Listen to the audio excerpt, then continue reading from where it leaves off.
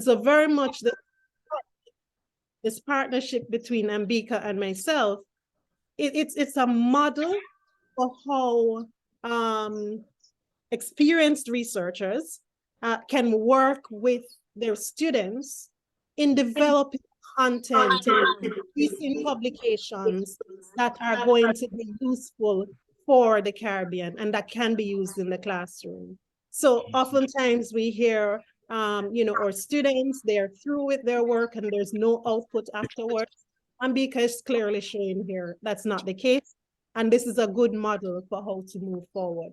So that's one level in which this publication is important. It's important in another way. I mentioned earlier my experience at the School Center for Social Entrepreneurship and the perception of entrepreneurship and social entrepreneurship as a thing that is done by the upper class. It's done by big business to make themselves look wonderful. What is shown in this book is another view of social entrepreneurship as something that can emerge from the bottom to the top. It's not top down, but bottom up. And so it's clear that there's a drive, there's an ethos towards social entrepreneurship for doing good for all. That's in the very bone of our communities across the Caribbean. And so this book brings that, and in so doing, it's offering another perspective from what is presented oftentimes in the mainstream about who social entrepreneurs are and about what social entrepreneurship is about. It's important too on another level. So I've mentioned the importance of producing material on the Caribbean. I've mentioned the importance of the book in terms of giving an alternate view of social entrepreneurship. And a third level of importance really resides in the fact that, and many of my colleagues have spoken about it, right?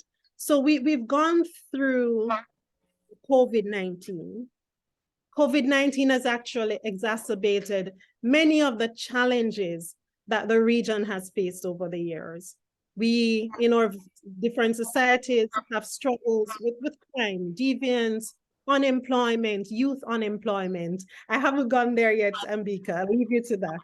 And very much so, this book is highlighting that there is a space, there is a model that can help to address some of these challenges.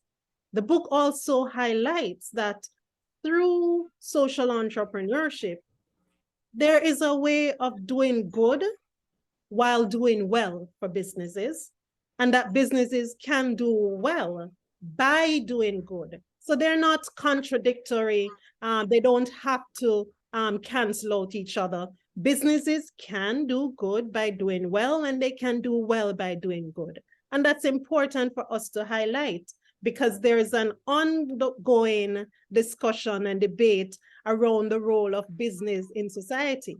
And we're saying, yes, businesses can do good by doing well, and they can do well by doing good. So it doesn't have to be either or. Dr. Knife mentioned the importance around social entrepreneurship and social enterprise in terms of bringing in excluded communities, including women. And it's clear. But the important thing, I think, that this book really brings to the fore is that for our nonprofit organizations that have constantly struggled around funding, around viability, in some instances, independence may have been compromised because of the source of the funding. The suggestion here is social entrepreneurship and social enterprise principles have a role to play in bringing that sustainability to the fore. And so those are the few thoughts that I really wanted to bring in before I allowed Ambika to go in more depth to talk about the book itself. She will discuss the content of the book, And she will talk about the outcomes. So again, I spoke about the outcomes, and seeds has been mentioned. She'll go into more detail on that as a natural output, a natural contribution of the work that she's done. And I'm looking forward to working with you all. I'm looking forward to seeing the further evolution in this space in Trinidad and Tobago, because there's so much at stake and so many benefits to accrue from the work that Ambika has done and the suggestions that she's going to put forward now in discussing the content of the work. Thank you so much. Ambika?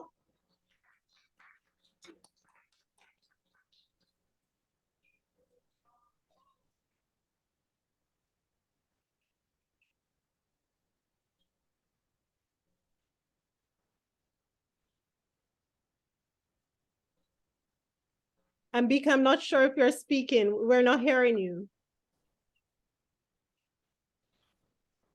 Yeah. Are you all hearing me now? Yes, we are. We are.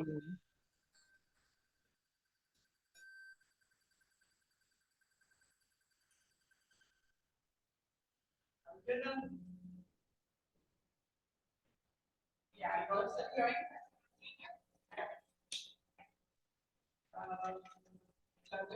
Are you hearing me? We hear you, Ambika, but not very clearly. Are you able to go closer to the microphone? Okay, yeah. Right, yes. Are you hearing me better now? Very clearly. Thank you. Okay, great. Great. So I'm not going to repeat a lot of what has been said already. We basically understand there's need for collaboration between all sectors. We know, we live in Toronto, we understand that there is a decline in social situation, not just in terms of social and, of course, environmental. We understand there's a gap in information, and therefore policies generally, governmental policies are made based on perception and not on real empirical data. And this is not me saying this, this is actually ECLAC reports have been saying this. Therefore, and for myself, I've been very fortunate as a lecturer in Costa, and I was fortunate in the sense that I was asked to develop this course called Social Entrepreneurship. And in developing this course, I then had to look to see what was going on outside there, who was doing this work. And of course, I virtually met in people like Gregory Deeds, who is known as the father of social entrepreneurship. I sort of modeled my classroom environment after what he was doing at Duke University. Therefore, I had my students go outside it, and therefore you had to go and physically experience what these nonprofit organizations are doing. Go in, find out what they're doing, and work with them for a day. Conduct their social mission, and therefore evaluate what they're doing. And this is basically the genesis of this work. Because by them going out there and doing that work, I then understand that this is actually what's been going on with these organizations. They themselves are not aware that they are not operating inefficiently because they are not actually employing what we understand or what we think is business strategy, which is really not business strategies, management strategies. And as a non-profit organization, you are no different, as Mr. Brown actually said, you're no different a business. The only difference is where the money goes. Whereas for a business, the profit goes to shareholder. For a non-profit organization, the profit goes to the social mission. And we see many non-profit sectors believe that because you're called a non-profit organization, you're not supposed to generate profit, which is actually not the case at all. And that was actually the genesis of this book, this physical research that my students were doing outside there, and I was getting this information and I said, okay, there's need for the difference. So, as I said, this was actually the genesis of the research. And of course, in doing research, you have to get down into the actual work. And if I look to see what the government was actually doing and what sort of investment Tobago was actually invested in the social sector.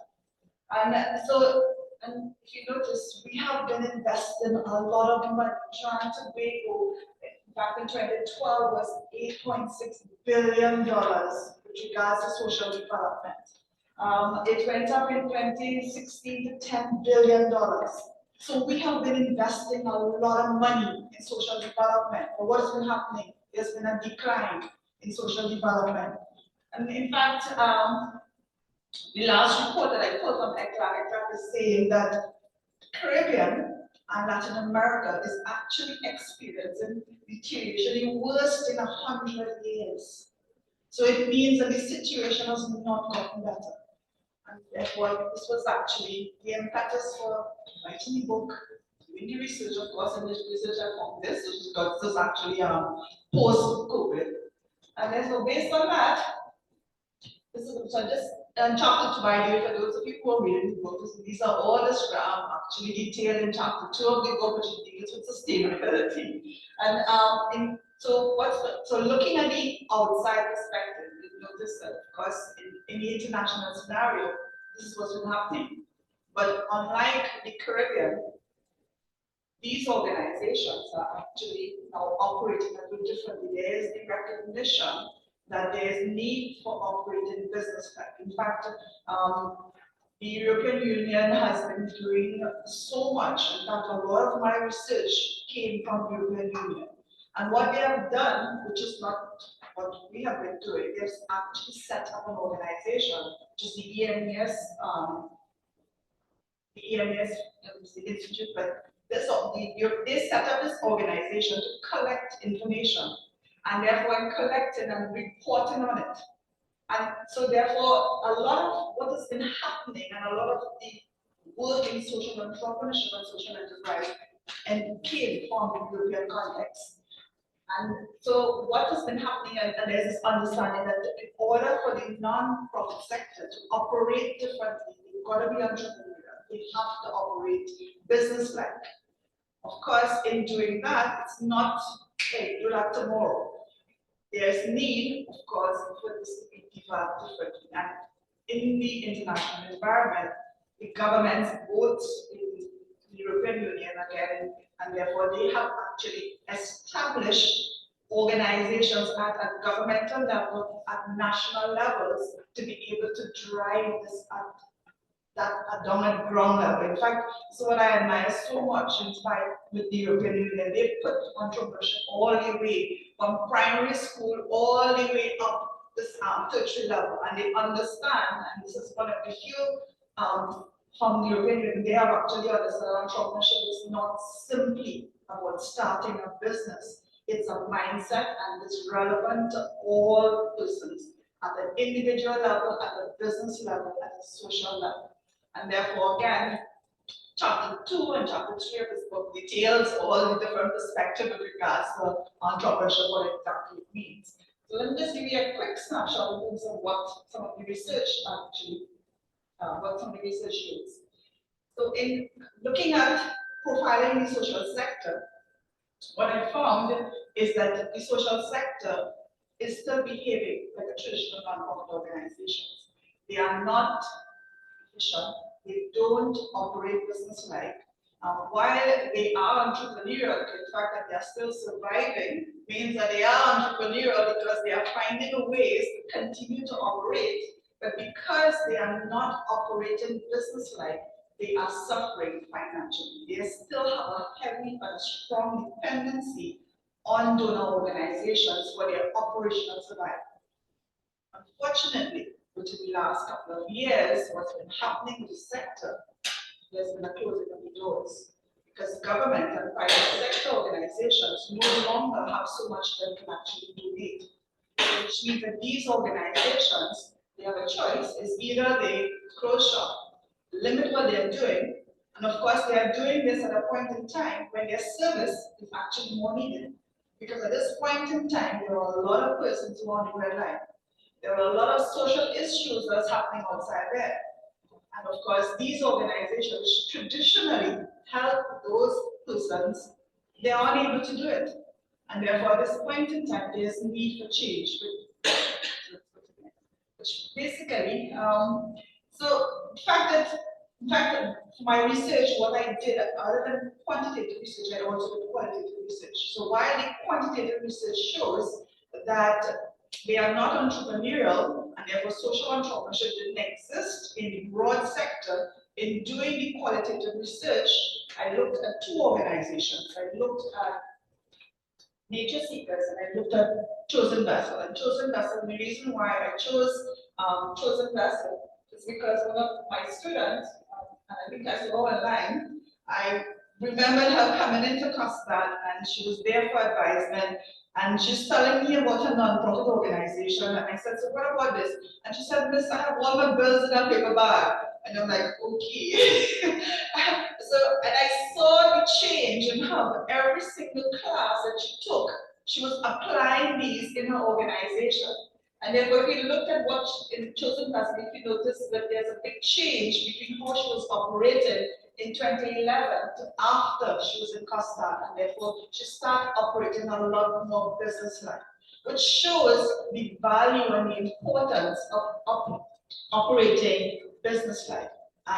So, and therefore it is applicable. In fact, but Nature Seekers, on the other hand, have always operated business-like, and they were operated by persons with the business knowledge and management skills.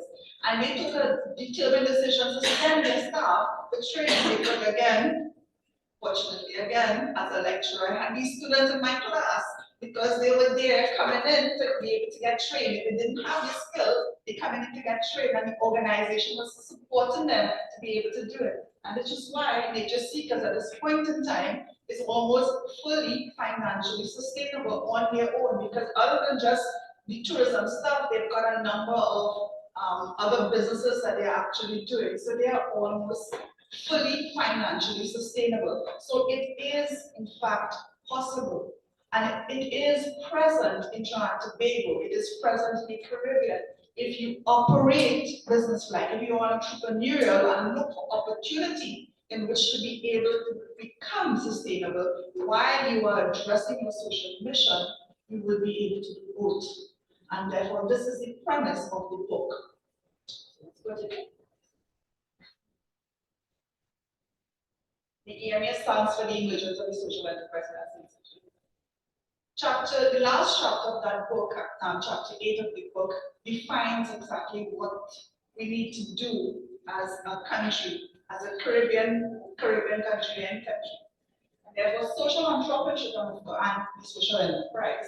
The social enterprise, as Rima actually said, is the vehicle for the social entrepreneurship. If we employ those strategies, we could, in fact, achieve national and economic social development. To be able to do that, of course, there must be an enabling institutional environment. Jamaica is actually doing it at this point in time, as Dr. Knife actually said, and Dr. Minker said, they have actually been doing it and seeing what could be done. Academia must also be there, because academia has to guide and provide the research and provide it there for everyone to be able to see. And therefore, the enabling environment, of course, includes governmental policies, because there's need. If you have to operate a social enterprise, of course, there's a certain amount of profit sharing. At this point in time, non-profit organizations are registered under the Business Act, yes, but they cannot give out profit. In the United States, in the UK, they have actually changed the laws to allow limited liability, low profit limited liability companies. And therefore it means that similar to what has been going on, these are not new stuff, so not just what's going on in the international environment. There's need for us to actually address the legal environment for that to happen. And therefore, if they can do that, then similar to what's been going on in Jamaica, we can establish a social stock exchange in Trinidad. Now, for the private sector organization, at this point in time, while they give donations, they do have a big scare in their head, and which was the genesis of the NPO Act. Because of the money laundering issues with non-profit organizations, that was the genesis of it. So therefore, when they give donations, they are scared in terms of, okay, is my money going to where it's supposed to be? And this is actually the beauty and the power of the social stock exchange. Because now you have independent organizations, private sector organizations, this is where you put in your money. Of course, the law has the facility that you get your tax break associated with it, yes. But then there's also the possibility that you get a return on top of it. And therefore, changing the laws to facilitate that will allow these independence both for the business sector and for the non-profit organizations, as Dr. Knight was actually saying, you've got to be accountable. You have to operate like a business in order to be able to get money from the social stock exchange. So immediately there is that benefit associated with it. Even before we actually go to the stock exchange, there are other instruments in the world that's actually being done right now, which is the social impact bond. The social impact bond, there's no need for legislation change at this point in time, but what this is a relationship between we, government, and you, the private sector organization. Private sector organization says, well, okay, I will actually take responsibility for solving this particular social ill. I will upfront money. And of course, the government said, well, okay, because of course, we know the government couples has been also been depleted. But so therefore, the government has no immediate spend at this point in time. Private sector organization is investing the money. Private sector organization says, okay, I will solve these particular issues. What they do, they then work with the non-profit organizations to get this work done. So what again happens, these organizations actually operate business-like, they are accountable, they become more financially and operationally sustainable. Private sector organization gets their reputation improved. There's a social problems actually being solved, government haven't spent a cent of it. And therefore, at that point in time, depending on your relationship and the bond that you made, then the government might then say, well, okay, well, now I will then pay you back, whatever the case might be. But so before you could even reach the social stock exchange, there's instruments that are actually done that will encourage all of that. Now, so based on all of this, it means that if we do all of these stuff and put all of these, yes, they are. Yeah, then just speak the word, train me, right? So which basically, and therefore, doing this research and also writing the book, because I'm having to write the book, I had to do the upfront reading and look at it from a broader perspective, which resulted in the formation of SEEDS. And the SEEDS initiative, what we took as our guiding principles, we therefore believe that social development, which is the triple bottom line, social, economic, and environmental performance imperative requires synchronization and harmony among and between government, private, and social sector organizations. Academia will provide guidance and support towards these imperatives through their ongoing research and new knowledge. Additionally, we believe that social entrepreneurship via the social enterprise operational vehicle will result in civil society organizations operational sustainability and sustained social impact, leading to a resilient, entrepreneurial, self-sustaining social sector that will contribute to national and Caribbean socio-economic development. And therefore, this committee, which was formed in, was it November of last year, I believe?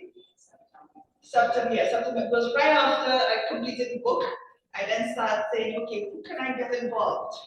And who can I get to support all of this? And so therefore I reached out to Vinyapan and say, well, okay, would you be willing to be part of this whole group? And there was another group of my students 2 years ago who formed a nonprofit organization. I said, do you actually be part of this? So I had a group of my students there who were doing this. Vinyapan from the social sector, and then I said, okay, well, I've known Rima for a long while. So let me see how I can actually pull Rima and get the business sector involved. And therefore Rima said, yes, we're willing to actually be part of this whole initiative. For the governmental sector, I've been still trying, and I'm not going to stop. I'm still trying to get their support in terms of it. We have been getting some support from national security, but we have to still get a kind of dot the I and cross the T with regards to that. But we are hoping to still get their support. Of course, academia, which includes myself, together with Dr. Kirami Naif and Dr. Minto Koy, we are all part of the Seeds Committee. And recently I've been using my relationships at Costa faculty, and I've been trying to get my other two faculty members who are sitting in the back there, Dr. Priscilla Bahal and Dr. Ash Stewart, to be able to be part of this whole initiative, because this is not a small thing, this is actually a huge initiative that's going to make sense.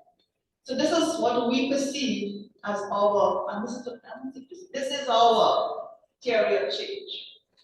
And we believe that social entrepreneurship strategy will lead to capacity development. And in order to be able to do that, there needs to be some sort of education. We have to educate everyone with regards to what we are doing. And therefore, we have to be able to collect information and share this information through research. And of course, we have to advocate this whole change. And of course, we know that this work cannot be done by ourselves. This is a work that has to be done with everyone. So which means that we need to form some committees, get collaborative effort from everyone. And therefore, through these input, we therefore hope we will achieve entrepreneurial mindset and competence in the social sector organization. We will achieve capacity improvement. We will have some research on what is happening in the social sector. And in fact, the first initiative that we will be doing is that now we've selected some organization, and we will be doing a template of what this whole project is all about. We plan to do some calculated social return on investment on non-profit organizations, do their theory of change, do their ecosystem. So we will have some of those research and therefore do it throughout the entire transformation. And therefore, from doing their ecosystem analysis, we would therefore be able to define exactly what needs to get done in terms of social and national development projects. And of course, like, as I said, it can't be done on our own. We have to form alliances, so we therefore form development alliances. And if we do all of that, then we'll be able to have social enterprises that is not just going to be depleting the national coffers, but actually contributing towards the national economy. We will achieve community empowerment and engagement because we are doing this together. And of course, we should have the relevant legislative changes.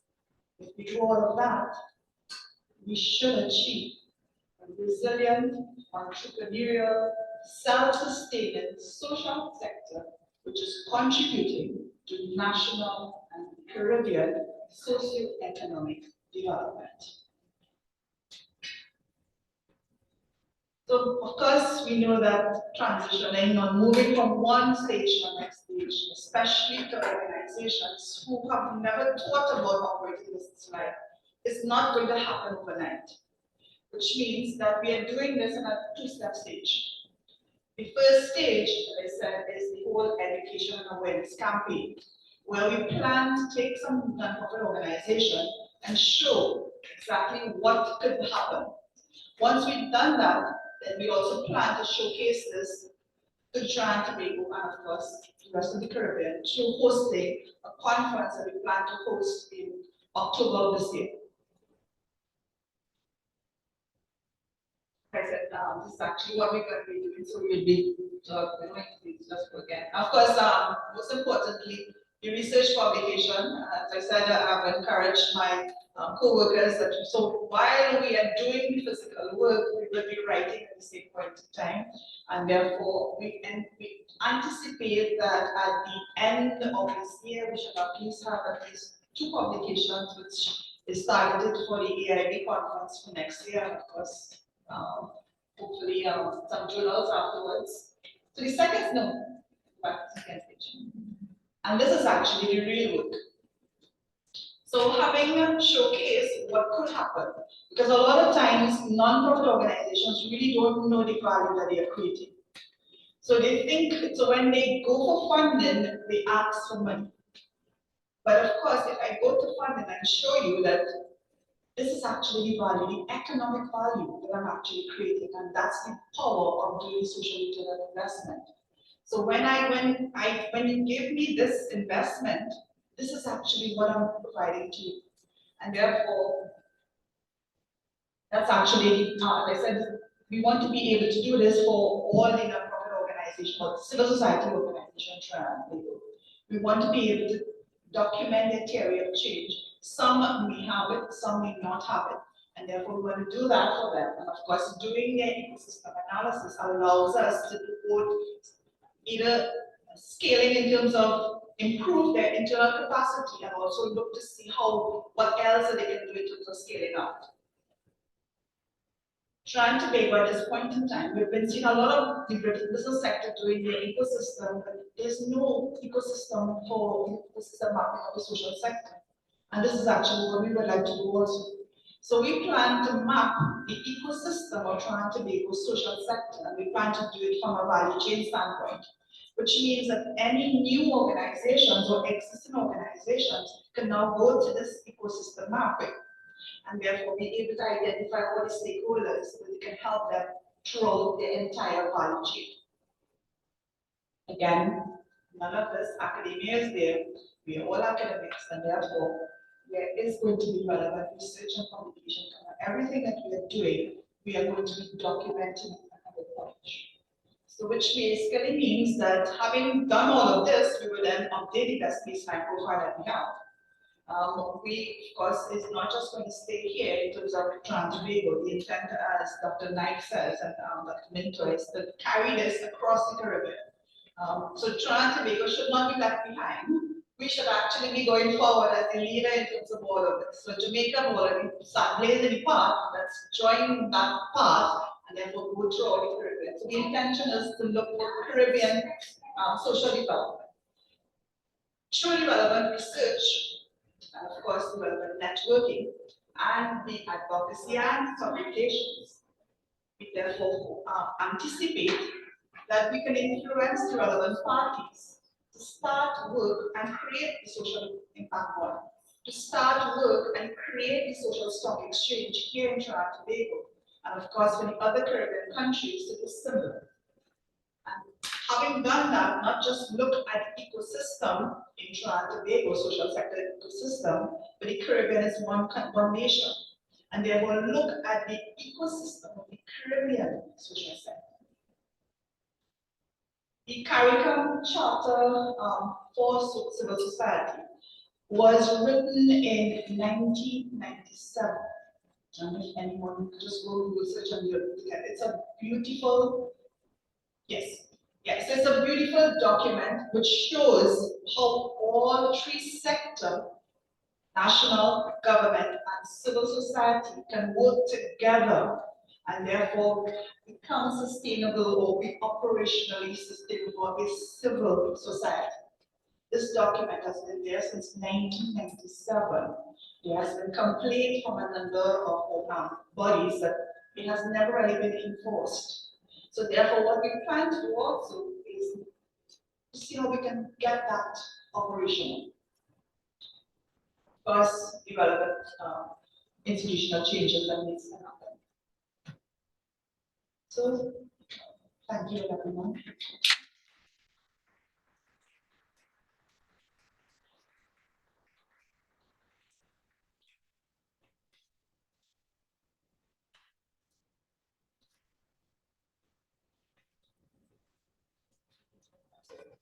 Thank you once again, Doctors Floyd and Dr. Medina. We understand how the passion of this work just is continuous drive, of course. And we are so very happy that you continue to lead it and that you continue to be an example of regional collaboration.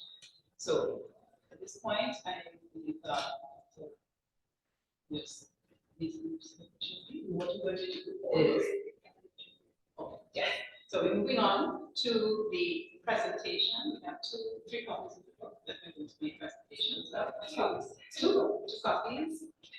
So the first will be a library copy for the Majorcan libraries, and we will see the rest of these.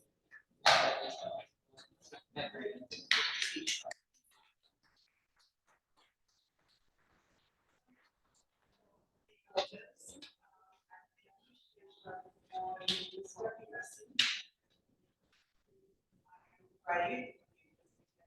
Practically out of library courses, it's open for everyone to actually visit. And there's a huge amount of research. So we would like our book to be placed.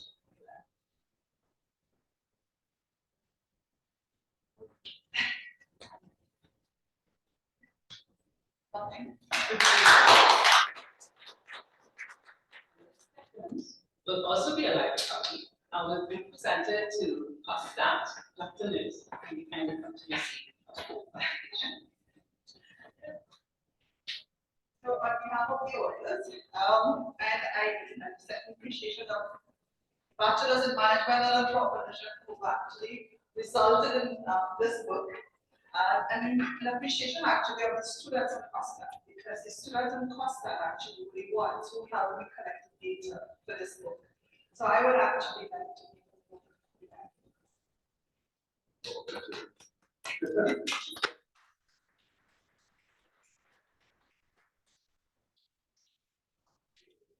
So, as we wrap up, just on behalf of the authors, I wish to express our sincere thanks to all of the presenters who went before, and for taking the time to be here, understanding that this is actually a quick moment in our history.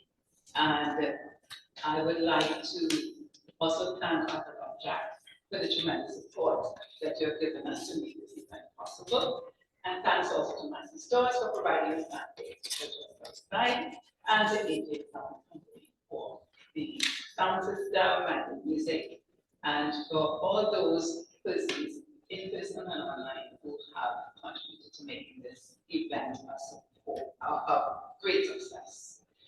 So I want to make the point that all of you who wish to purchase copies of the book, there is a form that's going around for you to register your wish to order copies. So please let us know, and please visit our refreshment tables on the outside before you leave. Thank you everyone for being here today.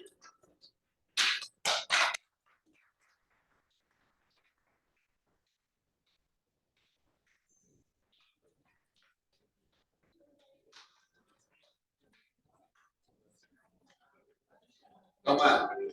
Come here.